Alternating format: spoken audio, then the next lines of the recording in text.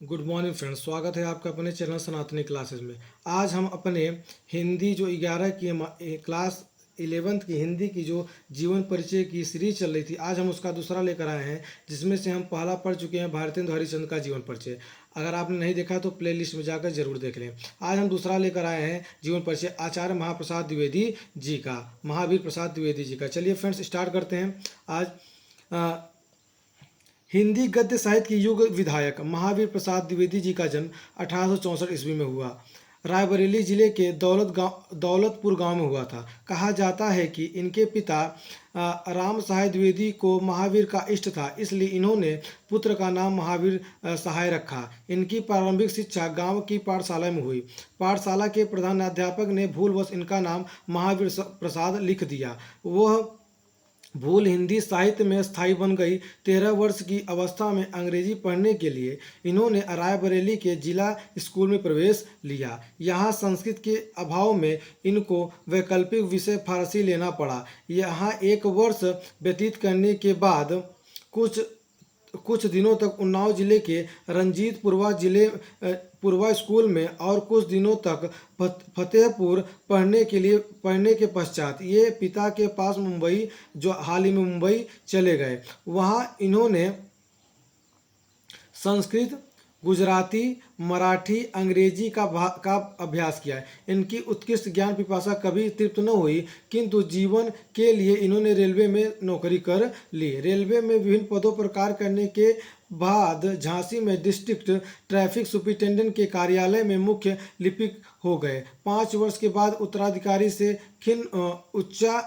से खिन्न होकर इन्होंने नौकरी से त्यागपत्र दे दिया। इनकी साहित्य साधना का क्रम सरकारी नौकरी के नीरस वातावरण में भी चल रहा था, और इस अवधि में इनके संस्कृत ग्रंथों के कई अनुवाद और कुछ आलोचनाएं प्रकाशित में आ चुकी थी। 1903 में द्विवेदी जी ने सरस्वती पत्रिका का संपादन स्वीकार किया। 1920 ईस्वी तक यह गुरुतर दायित्व इन्होंने निष्ठापूर्वक निभाया। सरस्वती से अलग होने के पर इनके जीवन के अंतिम 18 वर्ष गांव के नीरस वातावरण में बड़ी कठिनाई से व्यतीत हुए, और 1938 ईस्वी में रायबरेली में हिंदी के इस यशस्वी साहित्यकार का स्वर्गवास हो गया। अगर इधर देखा जाए फ्रेंड्स, तो ये हमारा समरी दिया हुआ है, जो हमारे लिए बहुत ही इंपॉर्टेंट है। अगर इसको पढ़ लेते हैं तो हमारा आधा जीवन परिचय यहीं पर क्या हो जाता है, समाप्त हो जाता है। जैसे जन्म 1864 ईस्वी में, जन्म स्थान दौलतपुर रायबरेली, पिता राम सहाय द्विवेदी, लेखन विधा निबंध नाटक काव्य, भाषा अत्यंत प्रभावशाली संस्कृत मई और साहित्यिक हिंदी, शैली आलोचनात्मक एवं गवेषणात्मक, प्रमुख रचनाएं हिंदी नवरत्न, मेघदूत, शिक्षा, सरस्वती, कुमार संभव, रघुवंश, हिंदी, महाभारत आदि। उपाधि काशी नागरिक प्रचारणी सभा ने आचार्य की उपाधि से इन्हें सम्मानित किया। संपादन सरस्वती पत्रिका। मृत्यु 1938। साहित्य में स्थान द्विवेदी युग 1918 ईस्वी के प्रवर्तक तथा समालोचना के सूत्रधार। अगर इतना भी हम देख लेते हैं फ्रेंड्स, तो हमारा आराम से 1.5 पेज 1-2 पेज का हमारा जीवन परिचय हो जाता है। ठीक है फ्रेंड्स, चलिए आगे देखते हैं। द्विवेदी जी ने 50 से अधिक ग्रंथों तथा सैकड़ों निबंधों की रचना की। ये उच्च कोटि के अनुवादक थे। इन्होंने संस्कृत और अंग्रेजी दोनों भाषाओं में अनुवाद किया। द्विवेदी जी की प्रमुख रचनाएं इस प्रकार हैं। अगर देखा जाए तो इनकी जो रचनाएं हैं, निबंध, इनके सर्वाधिक निबंध सरस्वती में हैं तथा अन्य पत्र पत्रिकाओं में निबंध संग्रह के रूप में प्रकाशित हुए।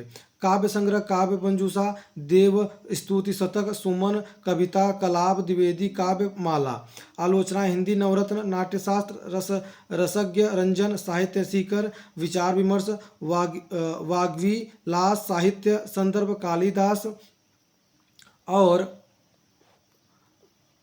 और उनकी कविताएं, कालिदास की निरंकुशता आदि। अगर अनुदित उनकी रचनाएं देखी जाए तो हिंदी महाभारत, किरातार्जुनीय, रघुवंश, विनय विनोद, गंगा लहरी, कुमार संभव, विचार रत्नावली, स्वाधीनता, शिक्षा, बेकन, विचारमाला, मेघदूत आदि। संपादन सरस्वती मासिक पत्रिका। अन्य जो रचनाएं हैं, अद्भुत आलाप, संकलन, हिंदी भाषा की उत्पत्ति, अतीत स्मृति आदि। विविध रचनाएं, जल चिकित्सा, संपत्ति शास्त्र और वक्तृत्व कला आदि हैं। ठीक है फ्रेंड्स, तो अगर आपको थोड़ा भी ये चैनल अच्छा लगा हो तो सब्सक्राइब लाइक ज़रूर करिएगा। Thank you friends. आप इसको एक दो बार पढ़िएगा, अगर तो देखिएगा और अपने कॉपी में लिखने का भी प्रयास करिएगा, जैसे कि आपको पता हो सके कि कितने पेज तक हम याद कर लिए हैं। और यह पेपर में आता ही है। वैसे तो हाल ही में 11 बोर्ड में एक्सटर्नल पेपर नहीं होता है, फिर भी आपको अपने सिलेबस के अकॉर्डिंग इसको पढ़ना ही चाहिए। Thank you friends.